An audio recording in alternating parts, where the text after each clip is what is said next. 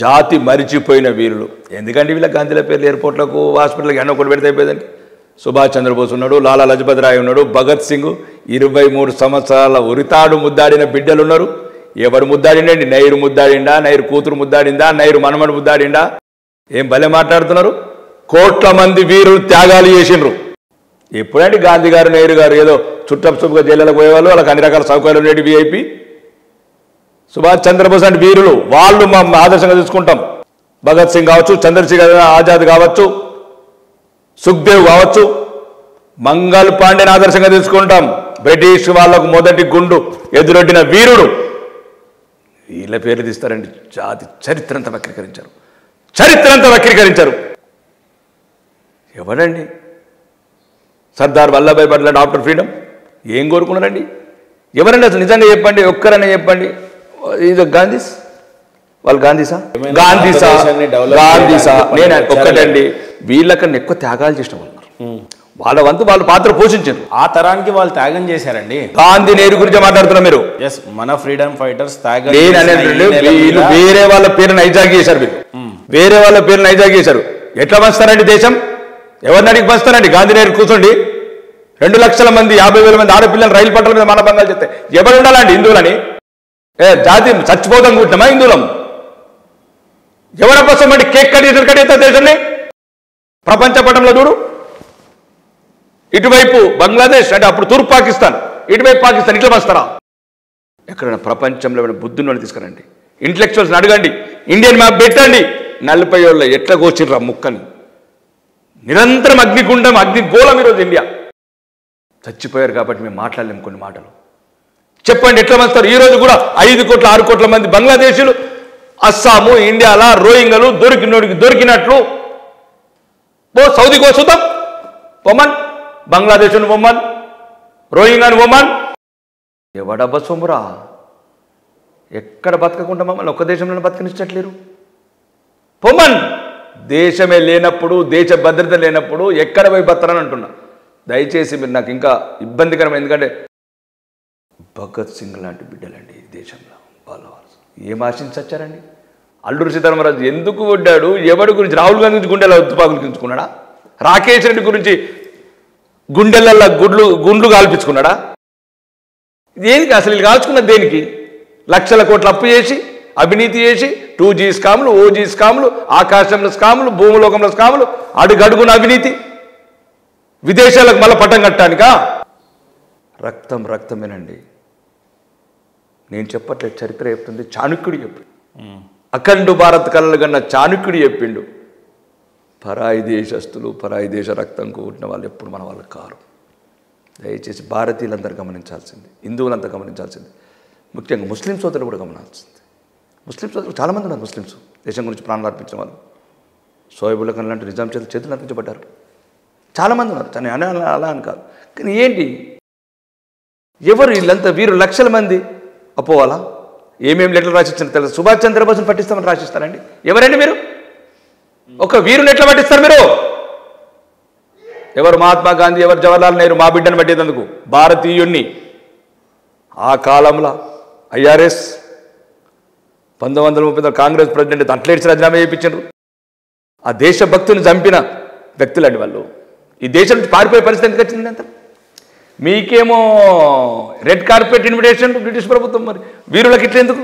బుల్లెట్లు, ఉరితాళ్ళు, చెరసాలలు, కారాగారాలు, పోర్ట్ బ్లేర్ జైళ్ళు, రోజు 80 కిలోమీటర్ల పిండి నూరిపిస్తారా అండి?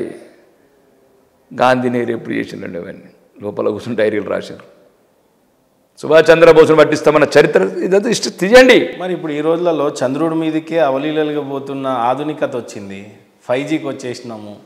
ఇంకా మీ ఆవేదన ఏంది అసలు? ఒక్కటేనండి, సుమారు 220 దేశాలని మా హిందువులకు ఒకటి దేశం ఉంది. మేమందరినీ ప్రపంచంలో ఉన్న మా దేశించే వాళ్ళందరినీ నేను ఒక చేతులెత్తి అడుగుతున్నాను, మీ కాళ్ళు మొక్కి అడుగుతున్నాను. ప్రపంచంలో ఉన్న హిందూ ద్రోవులందరికీ, హిందూ ద్వేషించే వాళ్ళందరికీ మేము ఎక్కడికి పోయి బతకాలా? ఆఫ్ఘనిస్తాన్లో వస్తే అక్కడ ఉంచకపోతే, పాకిస్తాన్లో వస్తే 15% నుంచి 1%కి తెచ్చిండ్రు. 13 ఏళ్ళ బిడ్డని కిడ్నాప్లు చేసుకుంటా, నికాలు చేసుకుంటా. అన్ని రకాలుగా ఈరోజు వేలాది ఇల్లు పాకిస్తాన్లో లాహోర్ లాంటి చోట్ల చాలా పెద్ద ప్యాలెస్లు కళ్ళకి నీళ్ళొస్తాయండి. పాడుపడిపోయండి. పైకానాలు చేసినారు, స్టోర్ రూములు చేశారు, శివాలయాలలో బాత్రూములు చేశారు, శివలింగం మీద కూర్చోబోతున్నారు. మేమేం పాపం చేశాం? ఏం పాపం చేశాం? భారతదేశంలో ఒక చర్చిని కానీ ఎక్కడన్నా ఎవరైనా దుర్మార్గంగా ఏదైనా కావాలంటే అక్కడక్కడ తప్ప ఏ జాతిని ద్వేషించని జాతి అండి ఇది. ఇది ప్రేమగల జాతి. దానికి ఉదాహరణ కూడా చెప్పాను నేను. మహమ్మద్ గోర్ అనేవాడు 11 సార్లు దండయాత్ర చేస్తే క్షమించి వదిలేసిన పృథ్వీరాజ్ చౌహాన్ పుట్టిన హిందూ జాతి ఇది. ఒక్కసారి దొరికితే సర్వనాశనం చేసి కళ్ళు పొడిచి కత్తులతో పొడి చంపిండు. అది ప్రేమగల జాతి హిందూ జాతి. నేను అనేది ఒకటేనండి, రాజకీయాలు పక్కన పెడతాం.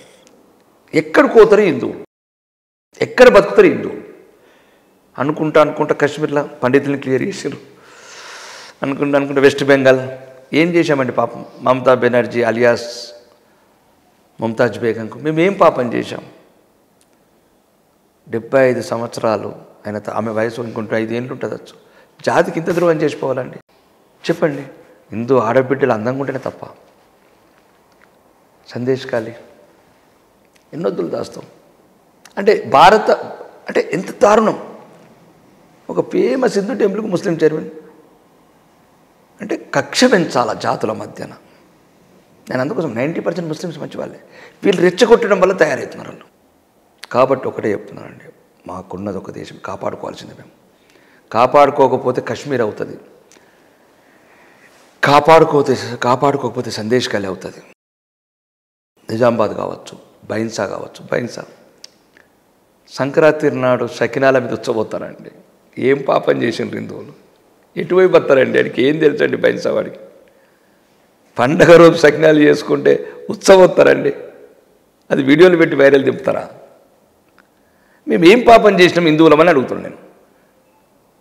తరతరాలుగా త్యాగాలు చేసిన జాతి. మాకు వేరే మీద ద్వేషం లేదు. 600 మసీదులు ఉంటే 6 లక్షల మసీదులు ఎట్లయినాయి? ఊరుకు 3 చర్చిలు ఎట్లయినాయి? మేము ఒకవేళ పరమతాన్ని ద్వేషించే వాళ్ళం అవుతాయా? మేము ఒప్పుకోండి, ఎక్కడన్నా ఒకటి జరిగినట్టు తప్పు, మూర్ఖులో దుర్మార్గులో ఈ జాతి ఫస్ట్ ఈ ధర్మం గురించి సరిగ్గా తెలియని వాడే తప్పు చేస్తాడు. గుప్తా డైనస్టీ కావచ్చు, మౌర్య డైనస్టీ కావచ్చు, రాజులు కావచ్చు, ఎప్పుడు కూడా ఈ జాతి ప్రేమగల జాతి. నేను అందుగురించి ప్రపంచంలో అందరికీ చెప్తాను, దయచేసి మమ్మల్ని బతకనివ్వండి. మేము బతకాలంటే మీకేం సంబంధం లేదు. మేమే బతకడం, మేము చావు కోరుకుంటున్నాం హిందువులు. ఇప్పుడు మీరు అన్నదానికి సమస్య 500-1200 సంవత్సరాల కన్నీళ్ళు. ఇటుకకు 1,40,000 మంది వచ్చారు ఆ గుడిగోలో ఊడుతుంటే. ఆ కన్నీళ్ళ ఎట్లా తీసుకోగలరు? మేము వీడు అయోధ్య గురించి వచ్చిండండి, వాడు ఆ టెంపుల్ గురించి వచ్చిండు. ఈరోజు దుకాణం పెట్టుకున్నాడు, ఆ షాపింగ్. ఇప్పుడు ఎవడైతే ఓటేసిండో వాళ్ళ గురించి వచ్చిండండి 1,40,000 మంది. రాముడు పుట్టిన నేల, రాముడు పుట్టిన ధరతి అని. ఆ వీరుల త్యాగాలు కూడా మర్చిపోయారు. అంటే వాళ్ళు తప్పు పట్టట్లేదు. ఏం చేయాలి? మా దౌర్భాగ్యం.